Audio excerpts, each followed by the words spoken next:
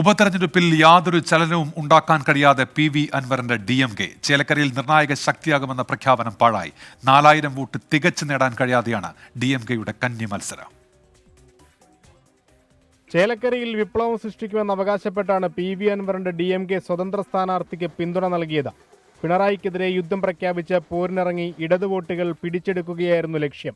AICC അംഗമായിരുന്ന NK സുധീറിനെ കോൺഗ്രസിൽ നിന്നും അടർത്തിയെടുത്ത് സ്ഥാനാർത്ഥിയാക്കി. ഇതുവഴി കോൺഗ്രസ് വോട്ടുകളും അൻവർ പ്രതീക്ഷിച്ചു. പക്ഷേ പെട്ടി പൊട്ടിച്ചപ്പോൾ അൻവറിന്റെ കണക്കുകൂട്ടലുകൾ തെറ്റി. ആകെ നേടാനായത് 3920 വോട്ടുകൾ. വോട്ടെണ്ണലിന്റെ ഒരു ഘട്ടത്തിലും നേരിയ വെല്ലുവിളി ഉയർത്താൻ പോലും NK സുധീറിനായില്ല.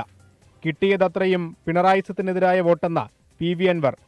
ചേലക്കരയെ സംബന്ധിച്ച് കമ്മ്യൂണിസ്റ്റ് കോട്ടയിൽ നിന്ന് ഞങ്ങൾക്ക് പിടിക്കാൻ കഴിഞ്ഞു എന്നത് കഴിഞ്ഞ 2.5-3 മാസമായി ഞാൻ സംസാരിച്ചു കൊണ്ടിരിക്കുന്ന പിണറായിസത്തിനെതിരെയുള്ള വോട്ടാണ്. അൻവറിനെ പണ്ടേ ജനം തള്ളിക്കളഞ്ഞതെന്ന കെ രാധാകൃഷ്ണൻ MP. യുദ്ധസമാനമായിട്ടുള്ള സംവിധാനത്തോടു കൂടിയാണ് ഈ മണ്ഡലത്തിലേക്ക് അൻവറും സംഘവും കടന്നു വന്നത്. എന്തെല്ലാം പൊള്ളയായ വാഗ്ദാനങ്ങളാണ് ജനങ്ങൾ നൽകിയത്, എന്തെല്ലാം കള്ളത്തരങ്ങളാണ് വിളിച്ചു പറഞ്ഞത്. ആ കള്ളപ്രചാര വേലയെല്ലാം ജനങ്ങൾ തള്ളിക്കളയുന്ന കാഴ്ചയാണ് നമ്മൾ ഈ തെരഞ്ഞെടുപ്പിൽ കാണുന്നത്. ഇരുമുന്നണികളെയും വെല്ലുവിളിച്ച് DMK രൂപീകരിച്ച അൻവറിന് കനത്ത തിരിച്ചടിയാണ് ചേലക്കരയിലെ തെരഞ്ഞെടുപ്പ് ഫലം. ഉപതെരഞ്ഞെടുപ്പിൽ ക്ലച്ച് പിടിക്കാനായില്ലെങ്കിലും പഴയപടി തുടരാനാണ് പി.വി. അൻവറിന്റെ തീരുമാനം.